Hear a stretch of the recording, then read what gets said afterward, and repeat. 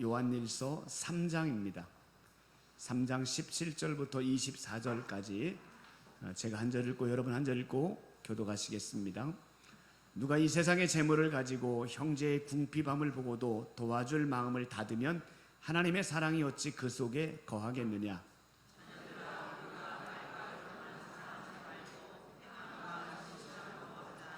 이로써 우리가 진리에 속한 줄을 알고 또 우리 마음을 주 앞에서 굳세게 하리니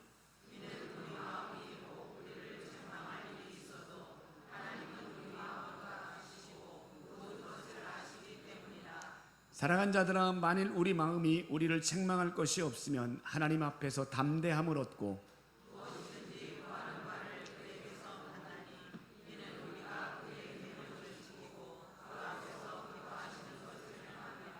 그의 계명은 이것이니 곧 그 아들 예수 그리스도의 이름을 믿고 그가 우리에게 주신 계명대로 서로 사랑할 것이니라. 계명을 지키는 자는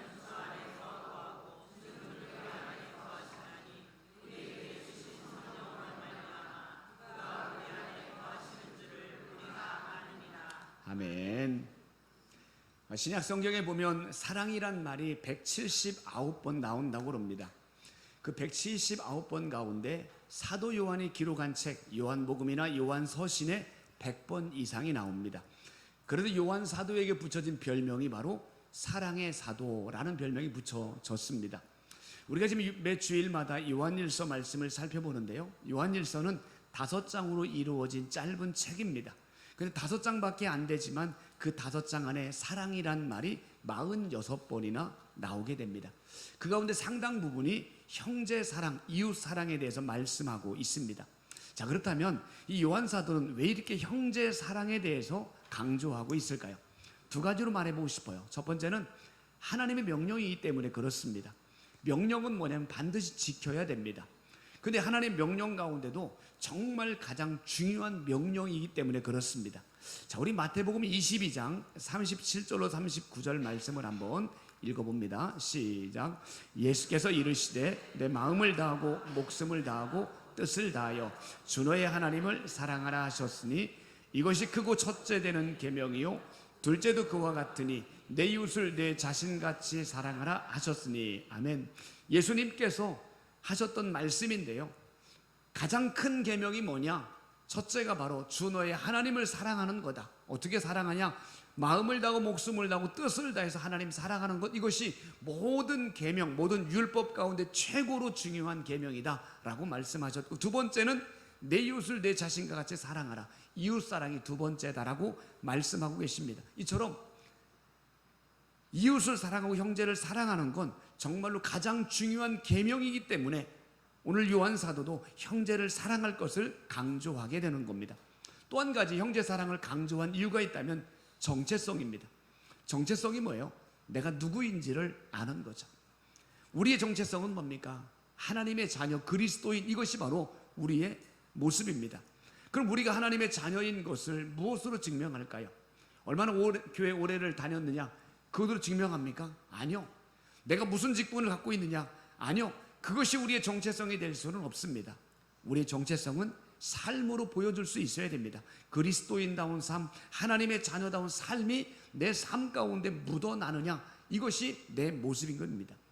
여러분, 축구 선수들에게는요, 자신의 가치를 뭘로 증명합니까? 그들은 외모 잘생기지 않아도 괜찮습니다. 노래 못해도 괜찮습니다. 축구만 잘하면 됩니다. 축구 선수는 축구 실력으로 자신의 가치를 증명하는 것처럼 그리스도인 하나님의 자녀인 우리들은 내 삶을 통해서 하나님의 자녀의 모습을 증명할 수 있어야 되는 거죠. 그래서 오늘 요한 사도는 형제를 사랑할 것을 말씀하게 되는 겁니다. 사도행전 말씀을 읽다 보면 되게 멋진 단어 하나가 나와요. 칭송이란 단어예요. 칭송. 모든 사람에게 칭송을 받으니라, 이 말씀이 나옵니다. 칭송을 받는다는 건 뭐예요? 호감을 얻는다, 칭찬을 얻는다, 그런 의미입니다. 사실 예수 믿는 사람들은 그 당시에는 이단입니다. 많은 유대인들이 있었고 그 유대인들이 볼 때 예수 믿는 사람들은 이단입니다. 그런데도 이단 같은 그들을 칭찬하고 호감을 가졌던 비결이 뭐냐면 예수 믿는 사람들의 삶 때문에 그렇습니다. 예수 믿는 사람들의 삶을 보니까 그들은 늘 옆에 있는 사람들을 사랑하는 것들이 보여지는 거예요. 그뿐이 아니라 그들은 자신의 재산을 팔아가지고 어려운 사람들을 도와주고 섬기는 모습들을 실천하는 겁니다. 그러다 보니까 그런 삶 때문에 그리스도인들을 칭송하게 되었던 거예요. 중소기업 혁신협회장을 지냈던 성명기라는 분이 쓰신 책이 한 권이 있습니다. 사랑은 행동이다, 이런 제목입니다. 그분은 그 책에서 사랑을 이렇게 표현합니다. 사랑은 감정이 아닙니다. 사랑은 느낌도 아닙니다.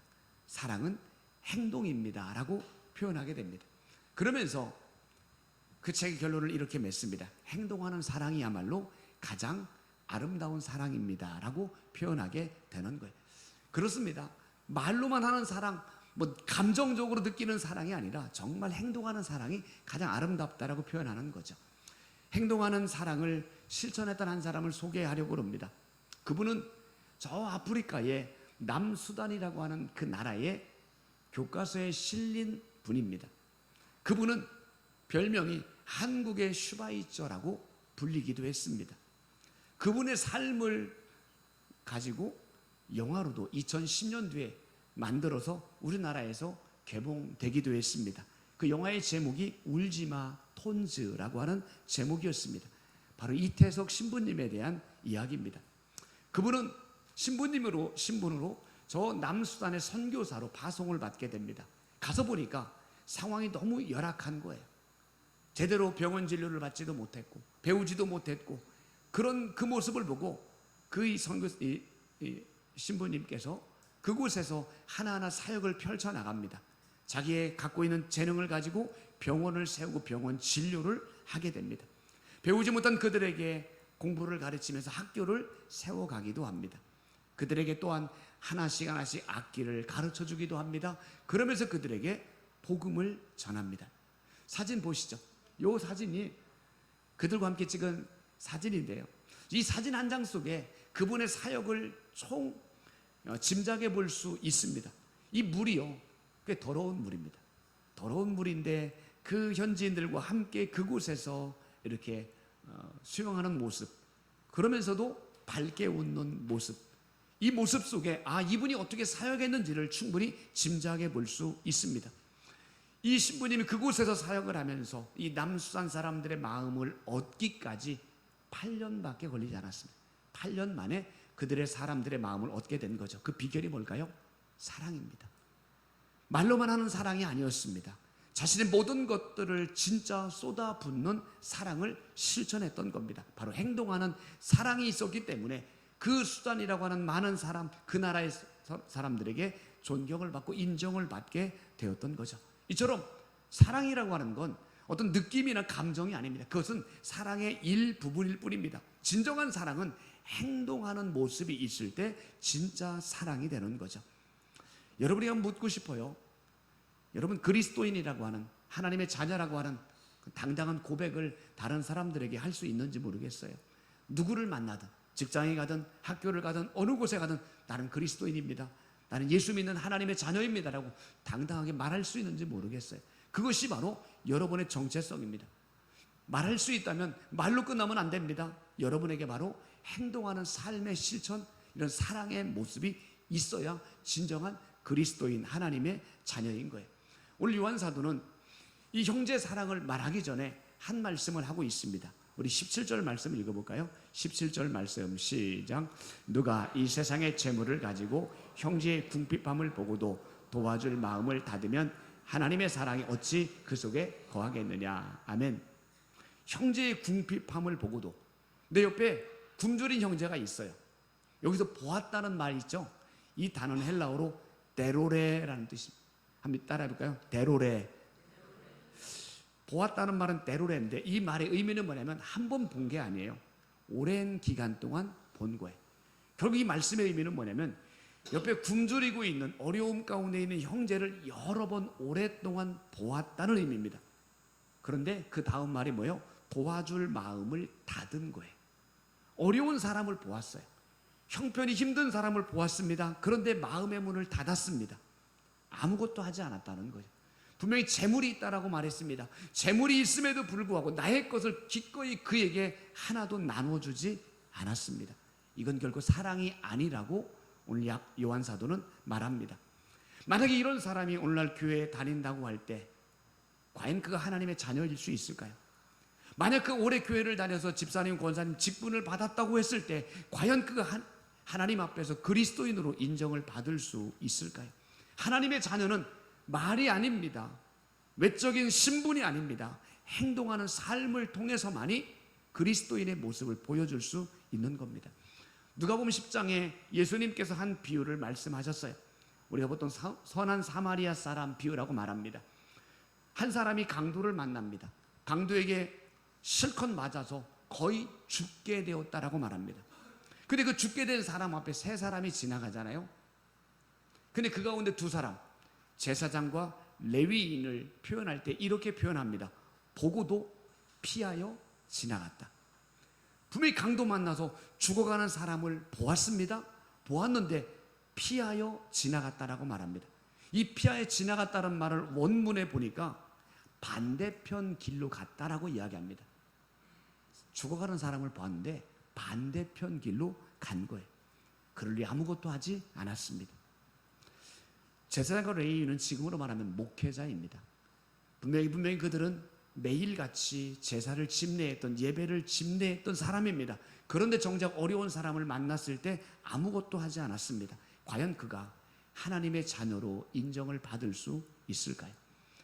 저는 극단적으로 한번 표현해 보고 싶습니다. 형제를 사랑하지 않는 사람은 그리스도인이 아닐 수 있다. 한번 다시요. 내 옆에 있는 이웃과 형제를 사랑하지 못하는 사람은 그리스도인이 아닐 수도 있다라고 말하고 싶습니다. 그만큼 형제를 사랑한다는 것, 그만큼 중요하다는 말씀이죠. 우리에게는 행동하는 사랑이 필요합니다. 말이 아니라 행동이 필요합니다. 그렇다면 어떻게 사랑해야 되는가? 오늘 요한 사도는 말씀합니다. 우리 18절 말씀을 읽어볼까요? 18절 시작. 자녀들아, 우리가 말과 혀로만 사랑하지 말고 행함과 진실함으로 하자. 아멘. 말과 혀로만 사랑하지 말고 행함과 진실함으로 사랑하자라고 말씀합니다. 저는 이 성경 구절을 참 좋아하고 이 구절을 읽을 때마다 떠오르는 사건이 있습니다. 제가 신학교 1학년에 들어갔을 때에 기숙사에 들어갔습니다. 기숙사에 들어갔더니 4학년 선배님을 만나게 됩니다. 어느 날 그 선배님이 저를 부르고 따라오라고 말합니다. 그냥 무심코 그 선배님을 따라갔습니다. 따라갔더니 어떤 모임으로 저를 인도했습니다. 생각해보니까 동아리 모임이었던 것 같아요. 저의 동의도 받지 않고 그냥 저를 그 동아리의 신입회원으로 소개를 해버렸습니다. 저는 그날 얼떨결에 제 의지와 상관없이 그 동아리의 회원이 되었습니다. 그 동아리의 이름은 인간회복이라고 하는 동아리였습니다. 그 동아리가 뭐 하냐면 장애우들을 돕고 섬기고 봉사활동하는 그런 동아리였던 거예요. 매주 토요일마다 학교 근처에 있는 그 장애우 단체에 가서 청소하고 빨래하고 그들과 놀아주고 이런 일들을 4년 동안 하게 되어졌습니다. 그때마다 늘 외웠고 외쳤던 말씀이 오늘 말씀인 거예요. 왜냐하면 그 우리 동아리의 주제 성구였기 때문에 그렇습니다. 자녀들아, 말과 혀로만 사랑하지 말고 행함과 진실함으로 하자. 수도 없이 외쳤던 말씀입니다. 행함과 진실함으로 사랑하기 위해서, 그걸 실천하기 위해서 매년 방학 때가 되면 여름, 겨울 2번씩 저 인천 앞바다에 있는 장봉도라는 성이 있습니다. 그 섬 안에 해림학교라고 하는 장애우 학교가 있습니다. 그곳에 가서 늘 4박 5일 동안 봉사하곤 했습니다. 제가 이제 6년 전에 대강교회 부임을 하고 났던데 그 동아리로 저를 인도했던 4학년 선배님이 저 대전의 문화동에서 목회하고 있는 것을 보게 되었고 너무 반갑게 만난 적이 있습니다. 사랑은 말과 혀로 하는 게 아닙니다. 형식적으로 하는 게 아닙니다. 진정한 사랑은 행함과 진실함이 포함되어 있어야 됩니다. 행한다는 건 뭐예요? 그 상대방에게 필요한 것을 주는 겁니다. 그에게 물질이 필요하면 물질을 주는 것이 행하는 거예요. 그가 함께 하기를 원하면 그와 함께하는 시간을 보내는 것, 이것이 바로 행한다, 진정한 사랑의 모습인 거예요. 아까 말씀드린 사랑은 행동이다, 이 책에 보면 김영석 교수님에 대한 이야기가 나와 있습니다. 김영석 교수님은 올해 85세 되셨습니다. 연세대학교 명예 교수로 재직 중에 계십니다. 그분의 이야기가 기록되어 있는데요. 그분이 60세 때 이야기입니다.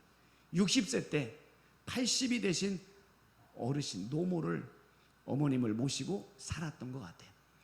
하루 일과를 마치고 집에 돌아오면 한 30분 정도는 꼭 어머니와 함께하는 시간을 갖게 돼요. 뭐 함께 한다기보다는 어머님의 말씀을 들어주곤 합니다. 근데 어머님이 하는 이야기가 무슨 이야기겠습니까? 하루에 있었던 일 가운데 이런저런 시시콜콜한 이야기, 뭐 사소한 이야기, 평범한 이야기들을 합니다. 하지만 이 교수님은 그 이야기를 들을 때마다 맞장구를 치고, 그랬어요 어머니? 아, 좋으셨겠네요. 아, 그랬구나. 이러면서 맞장구를 쳐주곤 했답니다. 왜 그랬을까요? 그것이 바로 이 교수님이 어머니를 향한 사랑의 표현이었던 거예요. 그 어머니에게는 자기의 말을 들어줄 누군가가 필요했기에 교수님은 기꺼이 그렇게 했다는 겁니다. 이것이 바로 행하는 겁니다. 필요한 사람에게 나의 물질이건 시간이건 무엇이든 주는 것, 이것이 바로 사랑이죠. 진실함으로 해야 됩니다. 가식적인 이런 모습이 아니라 진솔한 마음을 담아야 되죠. 그래서 사랑은 행함과 진실함으로 하라라고 말씀합니다. 이 앞글자를 따서 행진이라고 표현할 수 있어요. 저는 그래서 진정한 사랑이 뭐다? 행진하는 삶이 진정한 사랑이다 라고 말하고 싶어요. 저는 그래도 오늘 말씀의 제목도 이렇게 정했잖아요. 따라합시다. 행진하면 수지 맞아요. 한번 다시요. 행진하면 수지 맞아요. 네, 여기서 행진은 걸어가는 행진이 아닙니다. 행함과 진실함으로 사랑할 때 정말 수지 맞는다라고 말씀을 드리고 싶어요. 수지 맞는다는 건 뭐예요? 이익이 된다, 뭔가를 얻는다는 거죠. 그러면 행함과 진실함으로 사랑할 때 뭘 얻을까요? 우리 22절 말씀 읽어볼까요? 22절 말씀 시작. 무엇이든지 구하는 말을 그에게서 받나니 이는 우리가 그의 계명을 지키고 그 앞에서 기뻐하시는 것을 행함이라. 아멘. 무엇이든지 구하는 말을 그에게서 받는다라고 말합니다. 네, 행함과 진실함으로 사랑할 때 받는 첫 번째 수지 맞는 선물이 뭡니까? 기도의 응답을 경험하게 돼요. 아니, 형제를 사랑하는 거하고 기도 응답하고 이게 무슨 관계가 있을까라고 질문할 수도 있습니다. 그런데 여러분 잘 생각해 보세요. 하나님은 우리의 기도를 들으실 뿐만이 아니라 응답해 주시는 하나님이에요. 그런데 하나님이 누구에게 어떤 기도에 응답해 주실까요? 하나님의 마음에 기쁨이 있을 때 기도에 응답해 주지 않겠습니까? 시편 37편 4절에 이렇게 말씀하고 있어요. 여호와를 기뻐하라. 저가 내 마음의 소원을 이루어 주시리라. 마음의 소원을 언제 이루어 준다고요? 하나님을 기쁘시게 하면 하나님은 우리의 마음의 소원을 이루어 준답니다. 우리의 기도에 응답해 주신다고 말씀하고 있습니다. 부모님 마음이 가장 기쁠 때가 언제일까요? 자녀들이 모여서 오손도손 서로 사랑하고 웃으면서 화목하게 이야기하는 그 모습을 보는 것만으로도 부모님의 마음이 기쁘지 않겠습니까? 하물며 육신의 부모님도 자녀들이 사랑으로 하나 될 때 기쁘다면 우리 하나님 아버지의 마음도 똑같지 않겠습니까? 시편 133편은 이렇게 기록하고 있습니다. 형제가 연합하여 동거함이 어찌 그리 선하고 아름다운고. 형제들이, 믿음의 형제들이 함께 연합해서 함께하는 그 모습이야말로 하나님이 보실 때 가장 선하고 아름다운 모습이다라고 표현하고 있습니다. 그러면서 그 시편 133편은 이렇게 마무리합니다. 여호와께서 복을 명령하셨나니. 그렇게 믿음의 사람들이 함께 연합해서 사랑하고 교제하는 그 모습, 그렇게 살아가는 사람들에게 하나님의 복을 명령했다라고 말씀하고 있어요. 이것이 바로 하나님의 마음이죠. 사랑하는 여러분, 형제를 사랑하는 것, 내 옆에 있는 사람을 사랑하고 화목하게 지내는 것, 이건 하나님의 마음을 기쁘시게 하는 일인 거고, 그렇게 하나님의 마음을 기쁘시게 하는 자 할 때 하나님께서 우리의 기도에 응답해 주실 줄로 믿습니다. 기도 응답을 원하십니까? 오늘 말씀대로 해보십시오. 내 옆에 있는 사람, 내 도움이 필요한 사람, 그를 사랑하시고 그에게 사랑을 표현해 보십시오. 반드시 하나님의 응답을 경험하게 될 줄로 믿습니다. 그 다음에 24절도 읽어볼까요? 24절 말씀입니다. 자, 시작. 그의 계명을 지키는 자는 주 안에 거하고 주는 그 안에 거하시나니.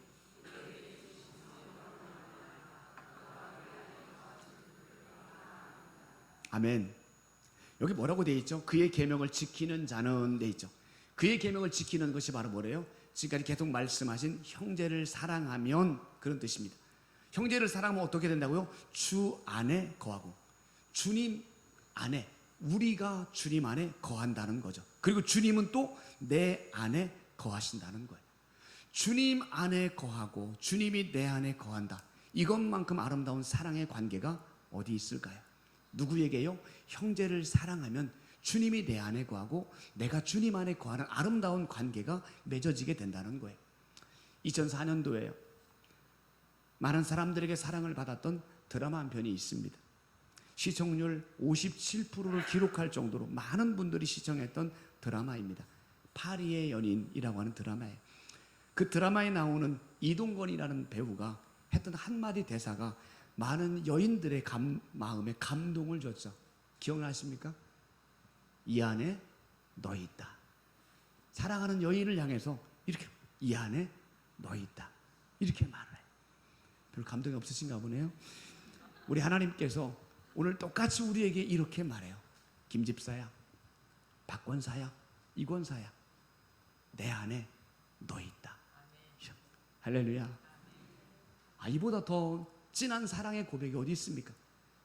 한없이 부족하고 정말 죄로 인해서 너덜너덜거리고 부끄러워서 고개도 들 수 없는 나를 향해 주님께서 말하는 거야. 내 안에 너를 품고 있단다.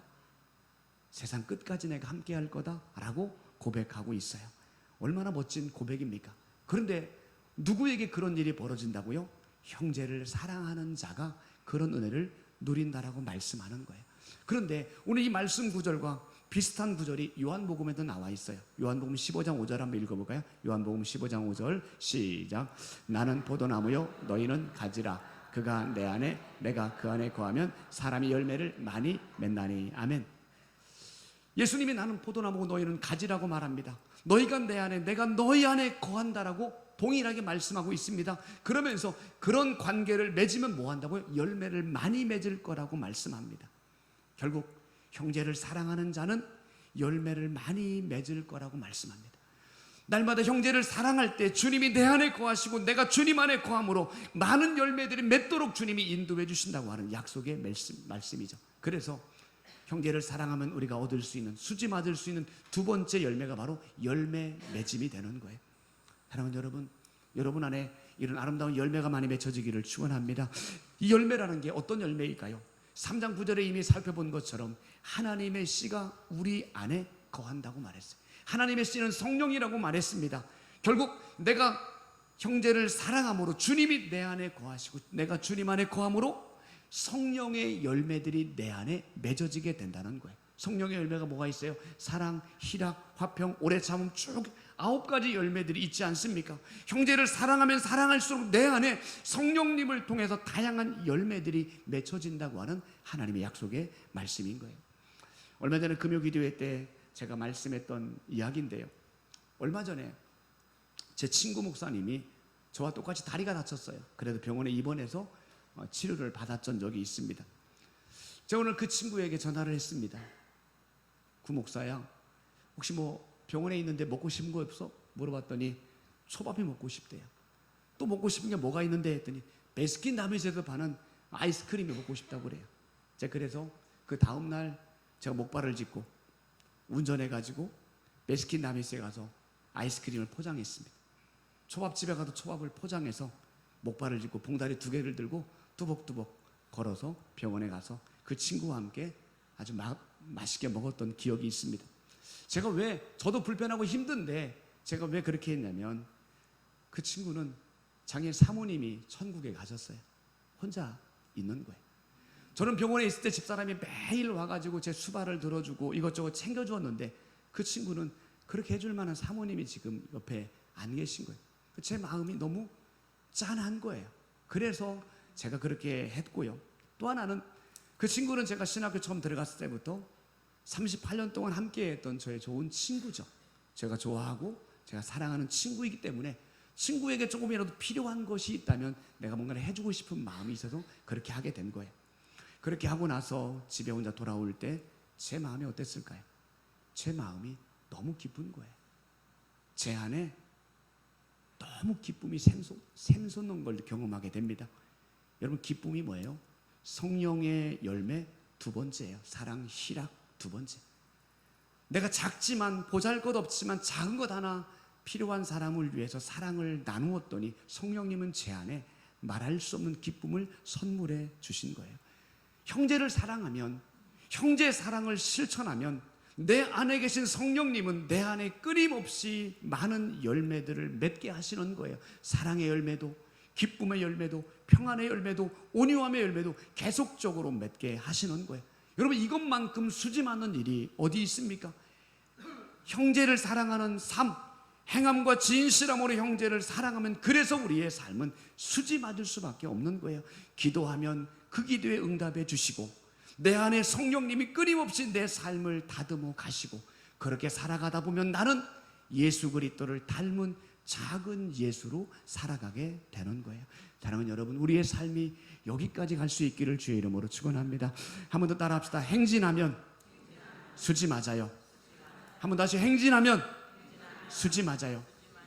행함과 진실함으로 형제를 사랑하면 우리 안에 수지 맞는 놀라운 하나님의 은혜를 경험하게 되는 겁니다. 자, 그렇다면 왜 우리가 그렇게 살아야 되는 거예요?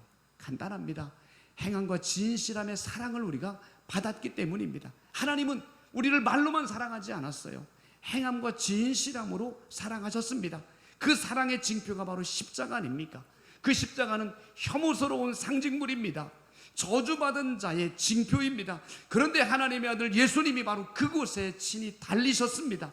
왜냐하면 보잘것없는 나를, 하찮은 나를 살릴 수 있는 유일한 방법이었기 때문에 그렇습니다. 이 사랑을 우리는 받았잖아요. 이 사랑을 거저받았잖아요. 이 사랑 때문에 우리는 하나님의 자녀가 되었잖아요. 이 사랑 때문에 영원한 생명을 누리게 되었잖아요. 그렇기 때문에 우리도 당연히 행함과 진실함의 삶을 살아내야 되는 겁니다. 말씀 마무리합니다. 서두에 제가 요한 사도를 사랑의 사도라고 말씀을 드렸습니다. 근데 요한 사도가 처음부터 사랑의 사람은 아니었습니다. 그 제자로 부름을 받았을 때 그에게 이런 별명이 붙여졌습니다. 보아너게. 따라합시다. 보아너게. 이 말의 뜻은 뭐예요? 우레의 아들, 천둥의 아들. 성격이 불같았어요. 불의를 참지 못했어요. 아니, 욱하는 심정이 있었던 사람이 요한입니다. 실례로 그런 적이 있었어요. 예수님과 함께 사마리아 한 마을을 지나가는데 그 마을 사람들이 그 예수님과 일행들을 거부합니다. 그때 요한이 이렇게 말합니다. 예수님, 하늘에서 불을 내려서 저 사람들 다 쓸어버리죠. 여러분, 이 정도로 다혈질적인 불의 사람이었습니다. 그랬던 그가 어떻게 사랑을 말하는 사랑의 사도로 바뀌었을까요? 간단합니다. 성령 받았기 때문입니다. 그 성령과 날마다 동행하며 살았기 때문에 바뀐 거예요. 자, 그렇다면 요한 사도도 바뀌었다면 우리도 바뀔 수 있지 않을까요? 우리도 얼마든지 형제를, 옆에 있는 사람을 사랑하며 살아갈 수 있습니다. 내 안에 계신 성령님과 동행하면 우리도 그렇게 살아갈 수 있는 겁니다. 이제는 더 이상 안 돼, 못해, 싫어, 절대로 안 해, 이런 말들을 하지 않았으면 좋겠습니다. 하나님의 자녀잖아요. 하나님의 사랑을 거저 받았잖아요.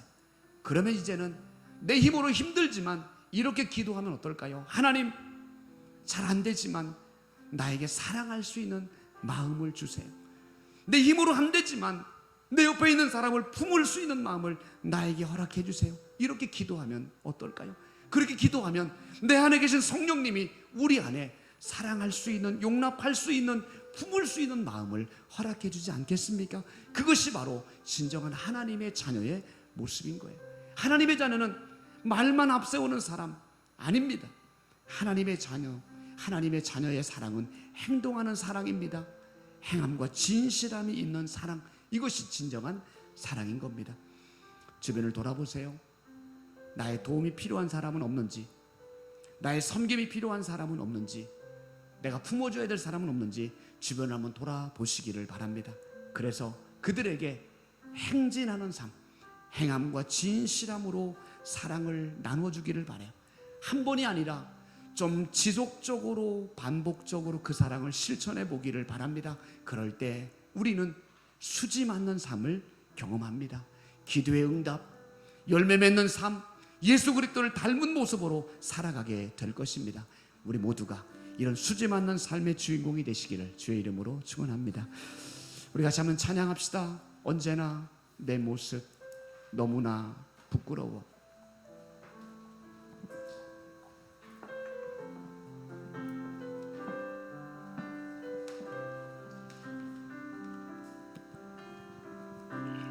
언제나 내 모습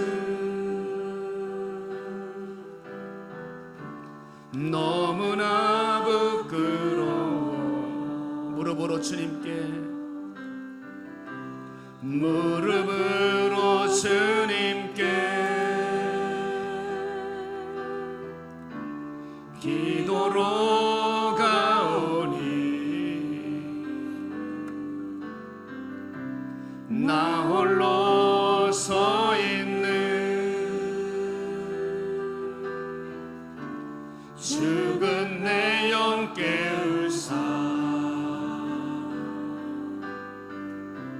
주님만 나를 세워 내 영 살게 하소서. 주님 내 안에, 주님 내 안에, 아멘. 주님 내 안에,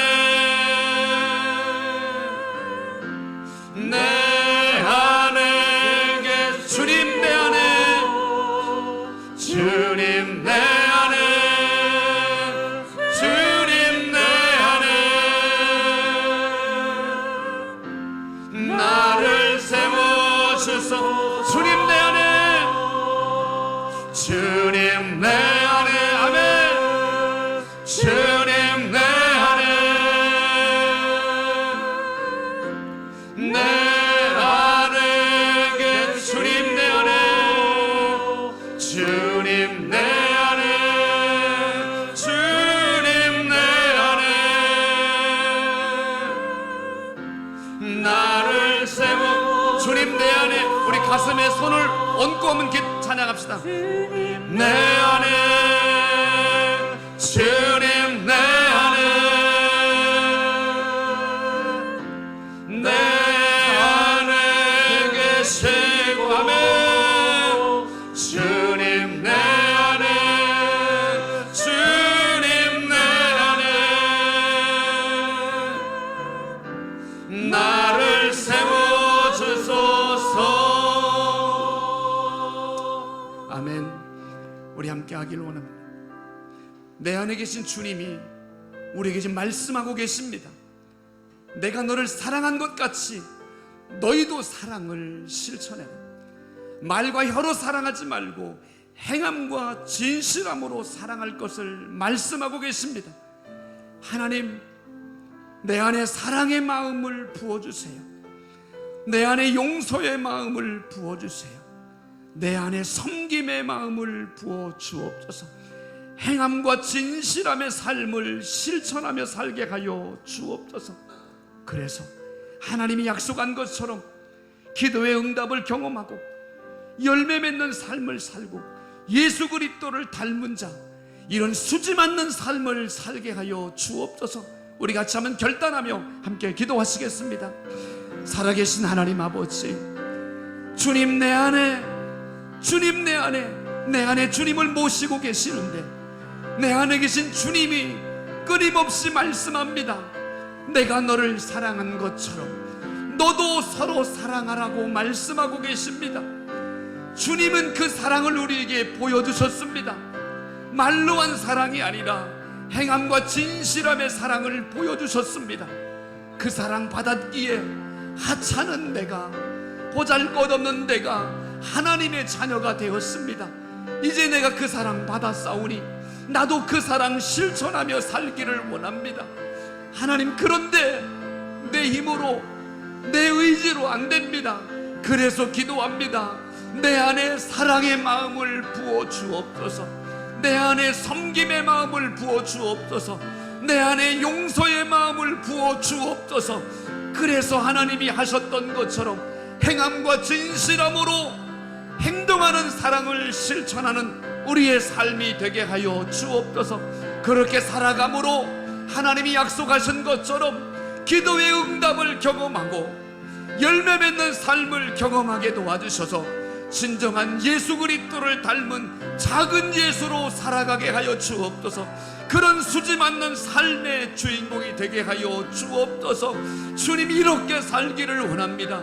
이런 은혜와 복을 누리기 원합니다. 우리를 그렇게 사용하여 주시옵소서. 우리를 그런 사람으로 세워 주시옵소서. 주님의 은혜를 갈망합니다. 주님의 은혜를 기대합니다. 주님, 긍휼을 베풀어 주시옵소서.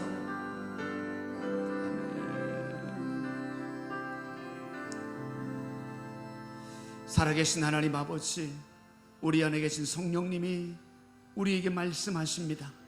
내가 너를 사랑한 것처럼 너도 서로 사랑하라 라고 말씀합니다. 우리는 그 사랑 받았잖아요. 그 행함과 진실함으로 보여주신 그 사랑 때문에 더럽고 하찮은 내가 하나님을 아버지로 모시고 살게 되었습니다. 하찮은 내가 영원한 하나님의 나라를 꿈꾸며 살게 되었습니다. 이제 그 사랑 받았사오니 나도 행함과 진실함으로 행동하는 사랑을 실천하며 살아가게 하여 주옵소서. 하고 싶은데 안 될 때가 많습니다. 그래서 기도합니다. 성령님, 내 안에 사랑의 마음을 부어 주옵소서. 섬김의 마음, 용서의 마음을 우리에게 허락하여 주옵소서. 행함과 진실함을 내 삶 가운데 실천하게 도와주셔서 하나님이 약속한 기도의 응답과 열매 맺는 삶을 경험하게 하셔서 진짜 수지 맞는 삶을 살아가는 우리 모두가 되게 하여 주옵소서.